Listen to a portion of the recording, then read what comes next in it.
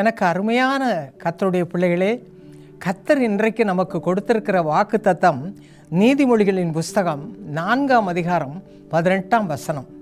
இதை வாசிக்கிறேன், கேளுங்கள். நீதிமான்களுடைய பாதை நடுப்பகல் வரைக்கும் அதிகமாய் பிரகாசிக்கிற சூரிய பிரகாசம் போல் இருக்கும். என்ன அருமையான காரியம் பாருங்க. நீதிமானுடைய பாதையை கர்த்தர் அவ்வளவு பிரகாசிக்க செய்கிறாராம். இது உண்மையான ஒரு காரியம். சத்ரு இருளில் இருக்க பண்ணுகிறான் என்று சங்கீதம் 143:3 வாசிக்கிறோம். சத்ரு இருளில் இருக்க பண்ணுகிறான். எல்லாரையும் கசப்பு, வேதனை, கண்ணீர், அழுக, இல்லாமை, நெருக்கம், சண்டை, குழப்பம், இதெல்லாம் தான் சத்ரு கொண்டு வருகிறான்.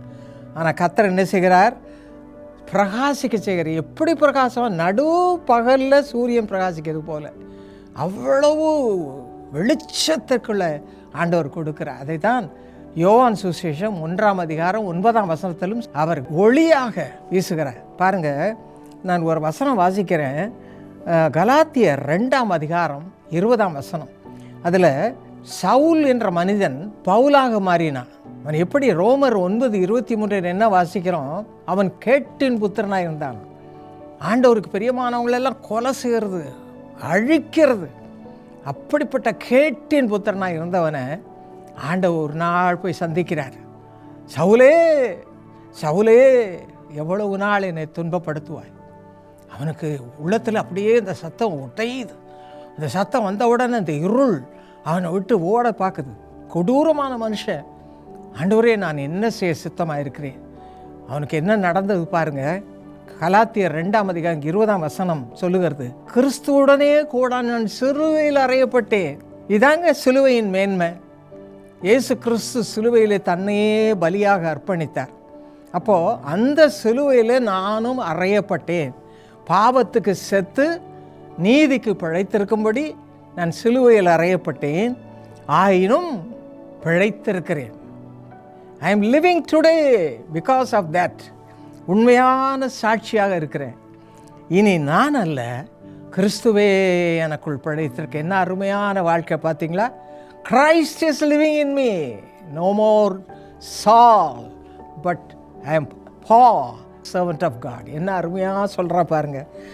என்னில் அன்பு கூர்ந்து எனக்காக தம்மைத்தாமே ஒப்பு கொடுத்த தேவனுடைய குமாரனை பற்றும் விசுவாசத்தினாலே பிழைத்திருக்கிறேன். இதாங்க பிரகாசமான வாழ்வு. இந்த வாழ்வை இன்றைக்கு ஆண்டவர் உங்களுக்கு கொடுக்க விரும்புகிறார். எத்தனை பேர் இருளில் இருக்கிறீங்க? பிசாசு அடிமைப்பட்டு பாவம், சாபம், அக்கிரமம், அநியாயம், அசுத்தம், இந்த உலகத்தின் அசுத்தம்லாம் நிறைந்து கேட்டின் புத்திரரா இன்றைக்கி பாருங்கள், கொலை, கொள்ளை, விபச்சாரம் இதெல்லாம் மிகுந்து காணப்படுகிறது. இதுதான் இருளின் வாழ்க்கை. இந்த இருளின் வாழ்க்கையிலேருந்து எப்படி பவுல் சவுலாக இருந்து பவுலாக மாறினாரோ, கேட்டின் புத்திரன் கிருபா பாத்திரமாக மாறினாரோ, உங்களை மாற்றுவார். இப்பொழுது மாற்ற காத்திருக்கிறார். எத்தனை பேருக்கு அந்த வாழ்க்கை வேண்டும்?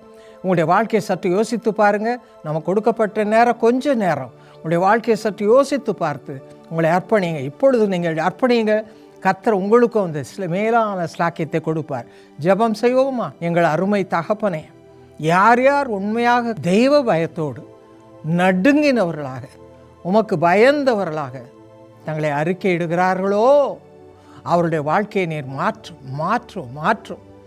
எப்படி சவுலை, கேட்டின் புத்திரனாக இருந்த சவுலை கிருபா பாத்திரமாக தேவ ஊழியனாக மாற்றினீரோ, அதே போல ஒவ்வொருவரையும் மாற்றும். தேவ ஊழியர்களாக மாறட்டும், கிருபா பாத்திரமாக மாறட்டும், பாவ வாழ்க்கையை மறையட்டும். Lord, you can do that right now, Father. இப்பொழுது ஆண்டவரே நீர் செய்வீராக, இப்பொழுது செய்வீராக. உங்களுடைய பிள்ளைகள் பழைய பாவ வாழ்க்கை, சத்துரு கொண்டு வந்திருக்கிற பழைய பாவ வாழ்க்கை வேண்டாமப்பா.